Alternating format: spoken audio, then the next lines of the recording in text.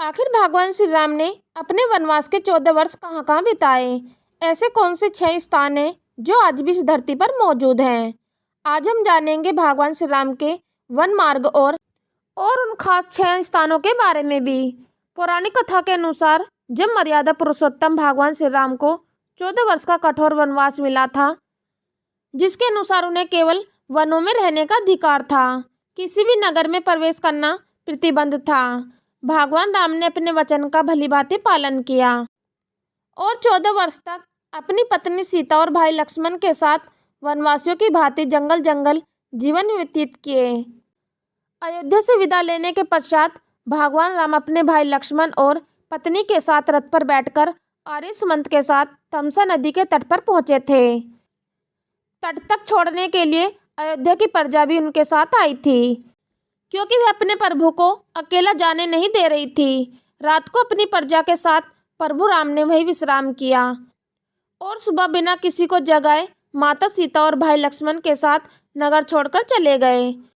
कौशल नगरी से प्रस्थान करने के बाद भगवान राम अपने मित्र निषाद राज गुहा की नगरी संगवेरपुर के नजदीक वनों में पहुंचे और वहां एक दिन का विश्राम किया। उनके मित्र गुहा ने उनका आदर सत्कार किया और अगले दिन उन्होंने सुमंत को रथ लेकर अयोध्या लौट जाने का आदेश दिया। इसके बाद उन्होंने अपनी पैदल यात्रा आरंभ की।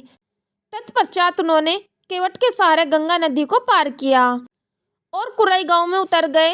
गंगा नदी पार करने के बाद श्री राम, माता सीता, लक्ष्मण तथा निषाद राज गुहा के साथ प्रयागराज की ओर प्रस्थान कर गए, जहां से वे आगे ऋषि भारद्वाज के आश्रम पहुंचे। उन्होंने भारद्वाज ऋषि से अपने रहने के लिए उत्तम स्थान पूछा, जिन्होंने यमुना पार चित्रकूट का नाम उन्हें सुझाया। भारद्वाज ऋषि के आश्रम से ही उन्होंने अपने मित्र निषाद राज को वापस लौट जाने का आदेश दिया और सभी अपने भाई लक्ष्मण और माता सीता के साथ चित्रकूट की ओर चल पड़े। चित्रकूट पहुंचने पर उन्होंने वाल्मीकि आश्रम में उनसे भेंट की और मंदाकिनी नदी के किनारे कल्पवास किया। भरत इसी स्थान पर उनसे मिलने पहुंचे थे। इसके कुछ समय पश्चात श्री राम चित्रकूट से भी चले गए, क्योंकि उन्हें यह भय था कि अयोध्या की प्रजा उनसे मिलने यहाँ आ सकती है, जिससे ऋषि मुनियों की तपस्या में विघ्न पड़ेगा। दंडकारण्य में पहुंचकर सर्वप्रथम उन्होंने ऋषि अत्रि तथा माता अनसुईया के आश्रम पहुंचकर उनसे भेंट की। माता अनसुईया ने माता सीता को विभिन्न प्रकार के आभूषण और वस्त्र प्रदान किए। उनसे मिलने के पश्चात वे पुनः अपनी यात्रा के लिए निकल पड़े। श्री राम ने अपने वनवास काल का ज्यादातर समय दंडकारण्य वन में ही बिताया था। यहाँ उनकी भेंट महर्षि अगस्त्य से हुई। अगस्त्य मुनि ने ही उन्हें पंचवटी जाकर निवास करने को कहा था। ऋषि अगस्त्य से आज्ञा पाकर भगवान राम, माता सीता और लक्ष्मण पंचवटी की ओर निकल गए, जहाँ एक कुटिया बनाकर वे रहने लगे।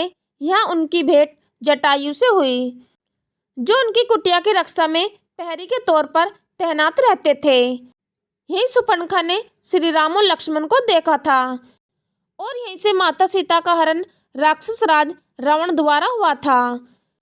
श्री राम और लक्ष्मण माता सीता को ढूंढते हुए फिर यहाँ से निकल गए थे। आशा करती हूँ कि आप सभी को यह वीडियो पसंद आई होगी। यदि वीडियो पसंद आई है तो लाइक करें, शेयर करें। चैनल पर पहली बार आए तो चैनल को सब्सक्राइब करना ना भूलें। यदि आपके मन में भगवान श्री राम की प्रति सच्ची श्रद्धा है तो नीचे दिए गए कमेंट बॉक्स में जय श्री राम अवश्य लिखें। चलो तो दोस्तों, मिलते हैं फिर नेक्स्ट वीडियो में नए ज्ञान के साथ। हम लेते हैं आपसे विदा। धन्यवाद।